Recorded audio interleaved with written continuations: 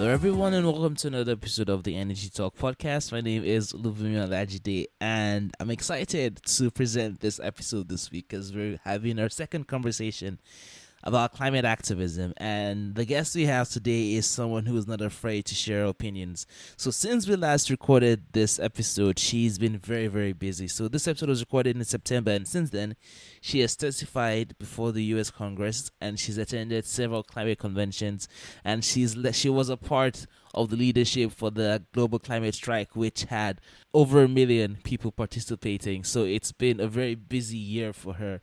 She had a book released this year as well, and she is the founder or co-founder of This Zero Hour. So her name is Jamie Margolin, and she's 17 years old. So she is part of the new wave of youth climate activists that are really pushing the narrative on climate change and driving social responsibility around a lot of other social issues. So this is a very interesting conversation because it doesn't really focus too much on the technical side of climate change. This is more about advocacy and how people respond and how people drive the kind of change they want to see. So just keep some things in mind while you listen to this episode.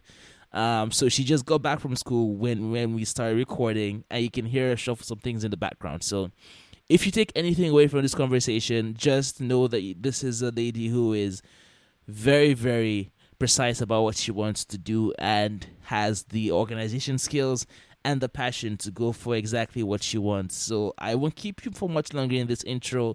We're going to jump right into the episode, and I'm so eager to hear what you guys think about this.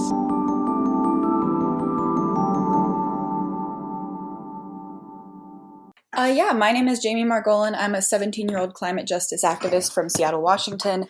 I'm the founder of a youth climate action organization called Zero Hour. We hosted official youth climate marches all over the world, in Washington, D.C., in Europe, and South America, and many places around the world. The summer of 2018, which ended up laying the groundwork for the current school strike movement that is happening right now. And right now I'm continuing to be an environmental organizer, organizing for justice in my community and for our planet. I'm also a writer, and I have a book coming out in 2020, the summer of 2020, called Youth to Power, which is going to be like an ultimate guide to being a young activist based off my experience from being an organizer for so long.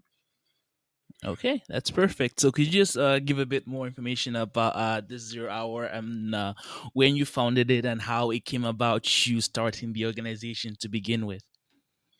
Yeah, so I've been really a climate justice activist at heart since I can remember, because there's never been a time in my life where the climate crisis wasn't this reality looming over me. There's never been a time in my life where this wasn't there wasn't a scientific consensus that life as we know it and the life systems are unraveling, and that is due to man-made climate change. And so I was scared about this for so long, being a young person growing up in this future, but I didn't know what to do. I didn't know how to take action, and I was lost. And it wasn't until so United States had elections in 2016, which are very infamous because we elected Donald Trump as president, unfortunately. But before then, actually, technically, we didn't elect him because his opponent got 3 million more votes than he did. But the United States system is weird, so it's not by who wins, but it's just weird. But technically, he didn't win, but he's in office, so that's great. But anyway, I was a volunteer in my local campaign office when I was 14 at the Democratic Seattle headquarters where I live, and I was knocking on doors. I was calling people to register to vote. I was just doing everything I can to turn out people for the Democrats, because my belief was that if we could elect a bunch of Democrats and have a Democratic president in the United States, then we would be able to really take climate action, since the Republican Party in the United States is one of the only major political parties in the world to still deny climate change. And so that didn't work out. And so I realized that when I turned 15, I realized that I needed to take my action a step further. And so I started to become a community organizer in Seattle. I was organizing rallies, marches, protests, in my local community, I went lobbying, talking to local elected officials about different climate bills. And this went on for about 2 years, but no one was really listening, and none of our bills were passing. No one was really paying attention. And so I decided, I had this vision for a youth climate march for so long, and I didn't know what to do about it, because I had this vision of youth marching on Washington, D.C., and youth marching all over the world for climate action, but I couldn't pinpoint how to do it. It was just so overwhelming. And so I pushed that idea down for a while and just continued doing my work.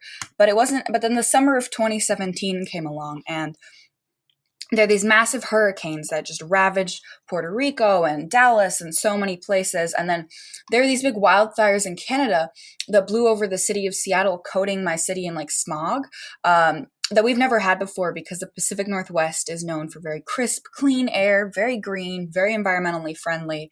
And suddenly we were inundated with this horrible air quality that was making everyone sick for a few weeks, and then it cleared away. But it was that I realized that I couldn't wait anymore, because it was even affecting my hometown, which is usually kind of isolated. Not isolated, it's a very big city, but kind of what I thought was that we were safe from the effects. But then seeing the Pacific Northwest deteriorate, I realized that we actually weren't. And so I posted on my social media, on my Instagram, I'm going to organize a youth climate march on Washington. Who's with me? And I got some responses from a few young people, one of them being Nadia Nazar, who's an organizer in Baltimore. And I just got a bunch of like different responses from people who said that they wanted to join. And so from the summer of 2017 to the summer of 2018, it was my sophomore year of high school. I was 15 and then 16 years old, and I was just working nonstop on this march. Calls and more calls and conference calls and emails and documents and planning and fundraising and just building this coalition, pitching press releases, all of that. And they all came together on July 21st of 2018 when we had our march in Washington, D.C. and 25 cities around the world, and it was just incredible. Funny enough, actually, when we were in Washington, D.C., it was pouring rain. So it was just like, it wasn't just like a little rain where it was like, oh yeah, it's raining. It was like torrential downpour where it literally hurts when the droplets hit you on the day of the march. Very inconvenient. But everyone still showed up and marched and had a great time and showed up for the climate. And so it was really inspiring. Yeah, that is quite a story actually, especially considering how young you are, and this is still while you're balancing school and other things. So that in itself is very impressive, and I'm sure you must be proud of what your hard work has produced so far. It's turned into quite a movement now, and you should be proud of what you've been able to achieve, and it's quite amazing if I do say so myself. So, Thank you so much. a large part of what the organization stands for is clean energy and the push for renewables, and especially putting pressure on politicians to take these issues seriously in terms of enacting policies that actually make development of renewable projects a reality. Mm-hmm. So, right now, what challenges do you see in actually convincing politicians to push towards renewable energy where it's possible and to be more conscious about the environment? Because elections are coming up again in the US, and there was this recent town hall climate discussion with the Democratic Yes. Party, and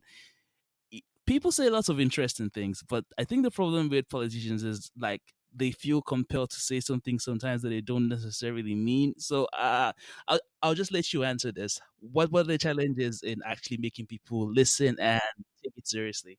I mean, a really important example is like, Joe Biden, one of the front runners, was talking great about climate action and this is going to be amazing. And, I'm going to take big climate action. And then he just like the day after the town hall, when like he wasn't on the spot, like he went to like this funding party or something with some natural gas CEOs. So clearly he was just saying that for because it was a climate debate and he was being pressured. And so we deal with that all the time. And I think that it really depends how we're going to push forward this. It really depends country to country based on, how you push for this change. Because in the United States, depending on your political system. So United States, we're kind of a democracy. I say kind of because it's a very broken democracy. And so the way to push is to just constant mobilizations and pressure and literally being in the politicians' offices and voting and saying, I will not vote for you unless you switch us to renewable energy, unless you do this, and literally holding that ultimatum, voting out any politician that does anything less than absolute transformational climate justice. Anything less than that is unacceptable. And so then you vote them out and you do not give someone else a vote if they do not support these actions, and you pressure them, or the people who are still in office, to take action. And so that's like the course of trajectory for the United States, is just mass public pressure to change the people in government. Right now we have a lot of people in the government who are in the pockets of the fossil fuel industry. And so working on changing that is very, very important. Obviously that looks different for other governments, other countries. Maybe where you live, it isn't so much of a democracy. So then you have to try different strategies, um, but you just have to find what works best. Hmm. Yes, that's true. Right now I live in a country called Qatar, and it's a very booming oil economy.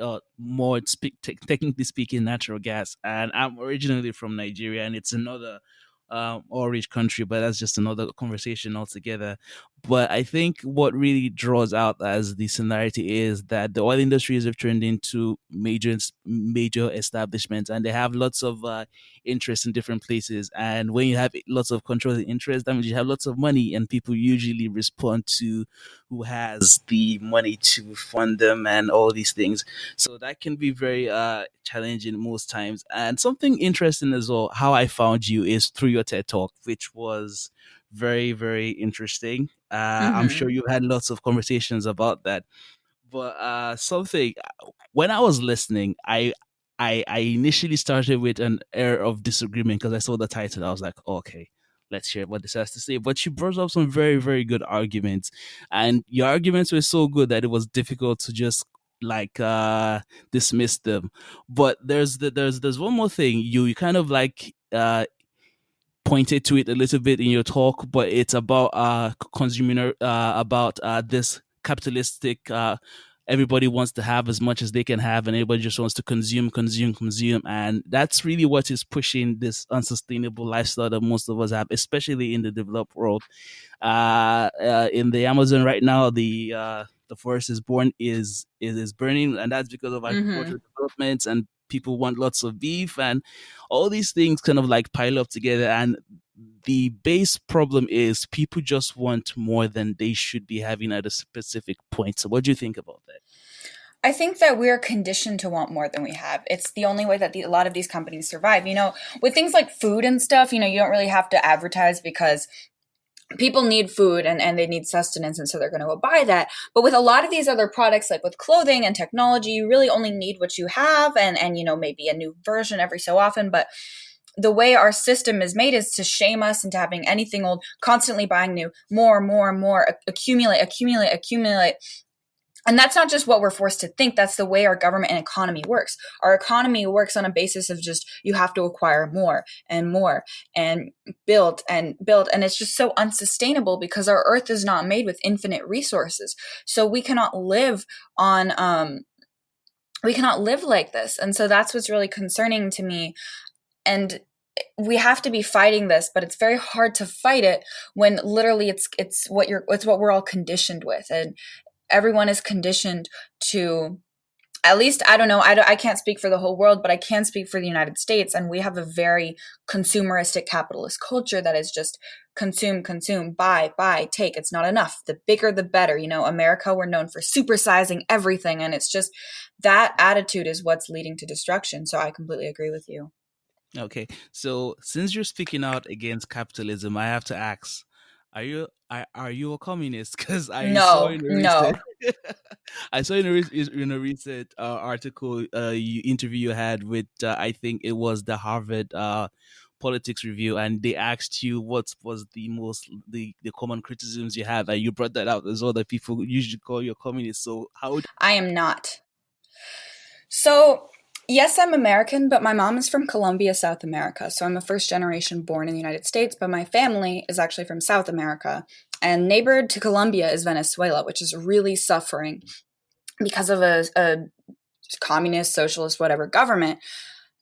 A lot of times, so in the United States, we had these things called the Red Scares, and the Red Scares were also kind of all over the world, but pretty much they were kind of when anyone would critique consumerism or critique the way that we're living or say, hey, maybe, these corporations are getting to be too much, the way that these corporations would protect themselves is to say anyone who criticizes me ever is a communist and you want to live in Soviet Russia and have no freedom. And so we've created this culture in the United States where the minute you start like critiquing the way capitalism works or the way it's gone too far, or the way corporations go too far, or the way we're consuming, people are like, boom, communist. And that was kind of like in the 50s and 60s, but the attitude still stands. And so what I explain to people is like, look, I am a fan of things. Okay. I like owning things. I like stuff. Stuff is cool. I'm a fan of freedom. But I'm not a fan of consuming and consuming and consuming so much and just having these massive corporations steal away our freedoms by stealing away our earth and our planet by just burning down everything. And so I can critique the way these systems work. I can critique corporations, and that doesn't make me a communist. That just makes me a concerned global citizen who wants the best for my planet. I completely agree with that sentiment because I think this is the problem with society as we know it. They kind of force you into two extremes. It's either you're with this or you're against this, and there is very little space to have a middle ground or to have nuanced conversations about some very delicate and complicated issues sometimes. So going forward, you've been doing this for a few years now, and I'm sure you've gotten used to it a bit, but I'm sure it's still challenging. I saw in another interview you did, you made some very interesting comments about the pressures that this the climate movement and the zero hour challenge it is for you personally. So you're 17. School's back on enough in I think if it's Yes, it not on is. yet, then it's Oh, it is. next week. I've been in school for 2 weeks already. Yeah, so and you have a climate strike in on the 20th of September, I believe.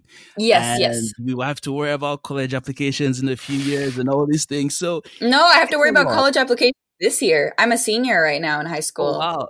So how do you deal with all this pressure, especially in the society where they expect you to, if you're critiquing one thing, you have to be perfect in another. And if you're not, people are so quick to jump at you and call you Yeah. out, not necessarily in a constructive, building you up kind of way, in a more like you're a hypocrite kind of way. So how do you deal Yeah. with that right now?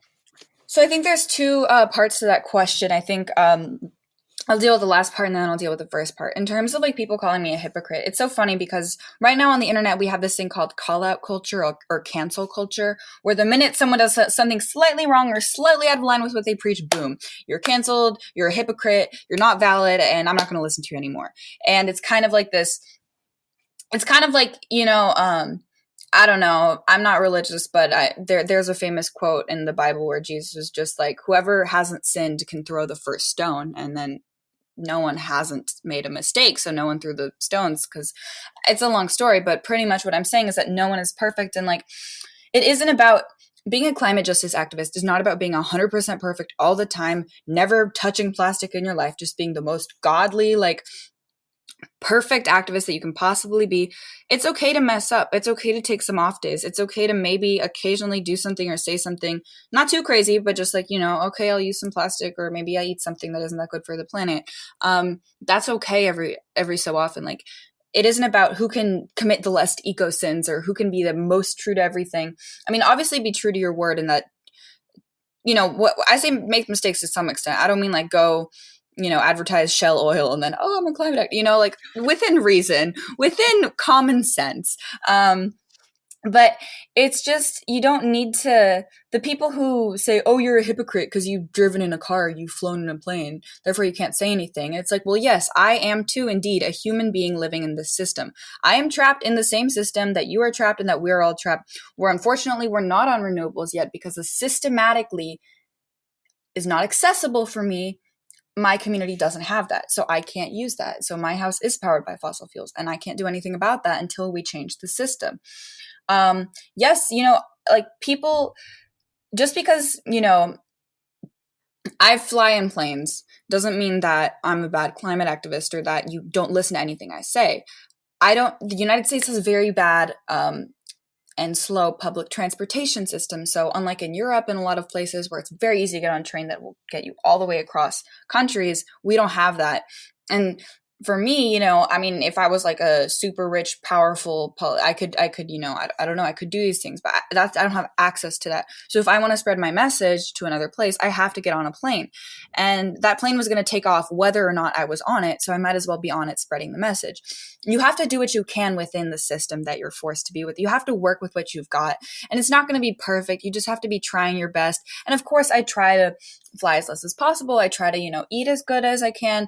You always try to do the best things, but I'm going to slip up, and that's okay. And that shouldn't, a lot of times people say, oh, you're a hypocrite, to shut you down so that you don't ever speak about the climate again. And it's like, I'd rather be someone who's speaking out about the right thing and doing the right thing and occasionally slipping up than everyone's so scared that they have to be perfect all the time that then no one takes action. I think that cancel culture, that, oh my God, you have to be 100% perfect and never stray from anything you say, makes people scared to even join the movement. So then it works against our collective good as humanity, because how are we going to save ourselves if everyone's too scared to act, because everyone's too scared to be judged? So it does take a certain level of thick skin, especially as someone who's very public on social media and very I talk about things. I'm very open. I'm not a very private person. So I'm just kind of like, okay, whatever. Here's my life, world. Judge me whatever you want. I'm going to do my thing. In terms of the first question of how I juggle everything, I don't know. I'm 17 right now. I just got home from school, jumping on this podcast after I took the bus home. I'm downtown in school. I have a lot of homework, and then I also have to start like college applications and take my SAT exams, which is a whole thing. And then I'm organizing for the strikes, and then I have to work on my book, and then I have it's just like things are piling on, and I'm honestly still learning how to juggle it all. It is a lot of pressure, and to be honest, I still haven't figured out how to handle it. So that's my honest answer. I still don't know. I really appreciate the honesty you've given, and I think that that's a good reflection on how you deal with society, because I think especially in the conversation about the energy transition and climate change. It's like, okay, if no one is going to be perfect, then we don't have to do anything, because if you're not being perfect, then I don't have to be perfect, and you can't tell me anything. So it kind of creates this cycle where everyone is trying to not get called out, and then nothing gets done. So really starting out and being the person to say, okay, we can do this, we don't have to be perfect at first, I think that takes quite a lot of bravery. So as a final note, if you had the opportunity by some sci-fi miracle to get a time machine, and you went back a few years to meet 14-year-old you, just at the start of you starting with community organizing and getting into climate change, or climate action rather, what advice or what things would you learn, and that you've learned right now, that you would tell your younger self about handling the pressure, dealing with social media and the cancel culture, and about really speaking up and believing in what you're saying, so people, even if people don't listen to you at first, to just believe in yourself and just go out. So how would you put it into words, so people can, so your younger self would understand, and people that are listening to this podcast can understand where you're coming from and where you hope to go further in your life? Yeah, definitely. So I would tell myself, first of all, that it's not going to be easy, that it's going to be tiring, that it's going to be a lot, but that you have to stop worrying so much about what other people think, and you have to stop being so concerned about being judged and being so concerned about not messing up, because you're gonna you're never really 100% going to know what you're doing. In activism and really in life, you're never actually going to, no one actually knows, especially in the organizing community, you will gain skill and wisdom, and there will be people around you who have skill and wisdom, but no one is 100% sure about anything. So don't worry so much about, stressing about, oh no, I have to be perfect. I'm not good enough for this. People are going to judge me. People are going to judge you, no matter what. So you might as well do your thing. And you might as well do the best that you can. And then another thing that I would tell myself is that, align yourself with people, and relationship building is really one of the most important parts of movement building. When I was younger, I used to kind of neglect that part. I was like, yeah, okay, sure, relationship building. I'm just going to get the work done. But the work can't get done without the community. And you really can't neglect, other people's feelings and other people in the movement. You have to really kind of put yourself aside a little and just focus more on the broader good versus your own struggles. And also,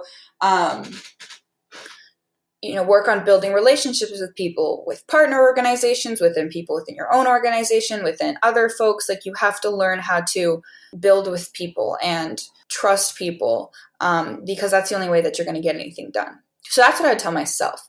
But then after telling myself, I would take that time machine, I'd go back to 1492, I'd punch Columbus in the face, I'd poke a hole in the ship, I'd big hole, I'd drown them, and colonization would have never happened, and then we would all have been fine and none of this would happen. That's what I'd do then with that time machine. I would beat up Columbus and then sink the ship. I'm sorry. I had a feeling you'd say something along those lines. It's been wonderful having you on the podcast, Jamie. I really appreciate you giving me this time, and I hope that I wish you good luck in the strike on the 20th and in everything else that you're doing. It's really inspiring, and I hope that you succeed in everything that you're doing and you find some sort of balance. I can't promise you it all makes sense, but at least some periods of peace in the coming months and coming years as you figure things out.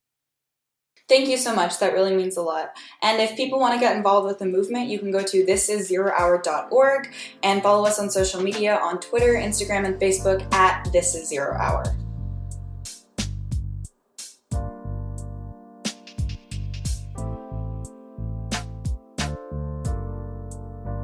I hope you enjoyed my conversation with Jamie. And if this is your first time hearing the voice of a climate activist or a youth climate activist, and this is your first time actually seeing what they stand for, and I hope this really changes the opinion, because lately in the media I've seen something that I don't necessarily agree with when you have media and some politicians and big public figures attacking climate activists, calling them things like irresponsible and childish, forgetting the fact that most of them are 16, 17, 14 years old. And it in a sense, you kind of act like, what do you expect when they see an urgency in something and they're going to speak out? Of course they don't have technical qualifications, and this is something that really needs to drive the conversation, because one thing to take away from this is it's very obvious that people like Jamie, people like Greta, people like Helena, who also we had on the podcast as well for climate activism, is that it's very, very difficult for you to ignore them. And even though you don't agree with everything they say, you cannot deny the fact that they can spark such large and such passionate social movements that you have to take them into consideration when we're looking at policies. And we're like, okay, if we're saying we're trying to protect the future for the next generation, because that's always what everybody says, we're trying to protect the planet for the next generation. These are the generation of people that we are protecting the planet for. So Jamie is turning 18 next year, I think, and she's going to vote. And more people are getting older. Youth climate activists become regular activists. They might get into politics, get into public policy, get into engineering, and they have the power now to actually cause real changes in the fields that they choose for themselves. So we need to take them seriously. We need to listen to what they're saying, and we need to make sure that we are working hand in hand to solve our problems, because I'm sure you've heard people like Jamie, they are not going to be quiet. And quite frankly, with how slowly we're progressing towards what we want, I do not think that they should be quiet. So I hope you've enjoyed the episode this week. It's been a very different one for me. It's a nice break from the technical stuff we discuss usually. Don't forget to follow us on social media, on Twitter, Instagram. Connect with me on LinkedIn. Send us emails. We would love to hear back from you and get some feedback about this episode. Tell us what you think. And so join us again next week. Don't forget to review or subscribe wherever you're listening to this podcast.